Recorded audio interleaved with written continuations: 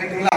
இப்ப யாருக்கெல்லாம் 80 ரெக்கார்டுல புறம்போக்குன்னு இருக்கோ, யாருக்கெல்லாம் வேற நபர் பேர் இருக்கோ, அவங்க எல்லாம் பழைய ரெக்கார்டை எடுத்து பார்க்கணும். எந்த ரெக்கார்டு? SLR எடுத்து பார்க்கணும். அந்த ரெக்கார்ட்ல யார் பேர் இருக்குன்னு பார்க்கணும். இதுலயே கல்லாக்கத்து புறம்போக்கு, இதுல புறம்போக்கு அப்படின்னு இருந்ததுன்னா ஐயா பழைய ரெக்கார்ட்லயும் புறம்போக்கா இருக்கான்னு ரைட்டுங்களா? அப்ப அரசு சொல்றது சரி.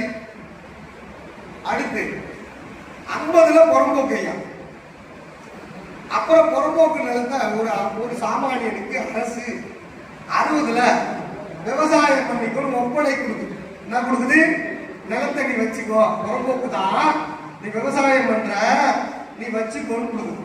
கரெக்டா? அந்த ஒப்படை பட்டா ஒண்ணு அவனுக்கு கொடுத்துருப்பாங்க. அவரு அதுக்கப்புறம் 80ல 90ல எழுதி கொடுத்துருப்பாங்க, பத்திரம் பதிலாம்.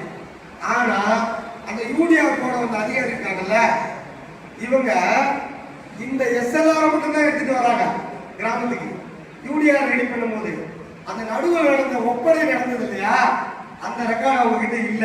நாம கொடுத்தாதான் உண்டு, அந்த மக்கள் போய் கொடுத்தாதான் உண்டு. அப்ப அந்த பழைய ரெக்கார்டை பார்த்துட்டு இந்த ரெக்கார்ட்ல அப்படியே போட்டு போயிடும். புரியுதுங்களா நான் சொல்ல வருது?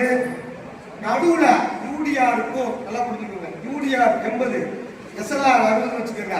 அந்த 20 வருஷத்துல கவர்மெண்ட் நிலமற்றவர்களுக்கு நிலத்தை ஒப்படை பண்ணிருக்கலாம், அல்லது ஈசி கோர்ட்டு பார்த்தோம்னா நீதிமன்ற தீர்ப்பின்படி அது வந்திருக்கலாம், ரெக்கார்ட் படி வந்திருக்கலாம்.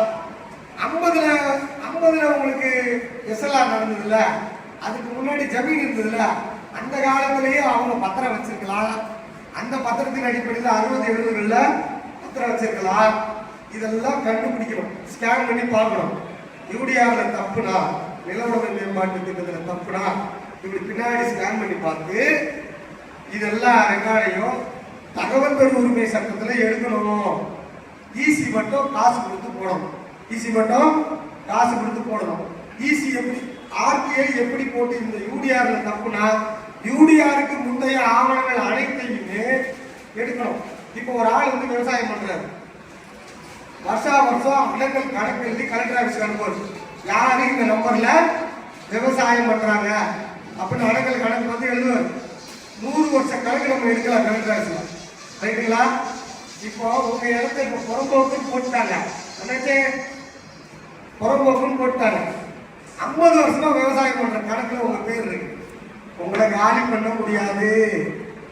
உரிமை 30 ஆண்டுகள் அனுபவிக்கிற உரிமை சட்டத்தில் வந்துருச்சு. அப்ப என்ன எடுக்கணும்? இந்த அடங்கல் கணக்கை எடுக்கணும். இப்ப நாம இதை எடுக்கணும். அப்ப இதெல்லாம் தகவல் பெறும் உரிமை சட்டத்துல 6(1)ல கேள்விகளா கேட்டு தகவல்களை கேட்டு வாங்கணும். இப்ப யாருக்கெல்லாம் யூடிஆர், நான் பேசுறது புக்ல யூடிஆர் அச்சடிக்கப்பட்ட பதிவேட்டில் எனக்கு பிரச்சனை, வேற ஒருத்தர் பேர் வந்துருச்சு, அல்ல அரசு பேர் போட்டுருச்சு, அதுக்கு இந்த ரெக்கார்டெல்லாம் எடுக்கணும். யாரெல்லாம் யூடிஆர்ல பிரச்சனையோ அவங்க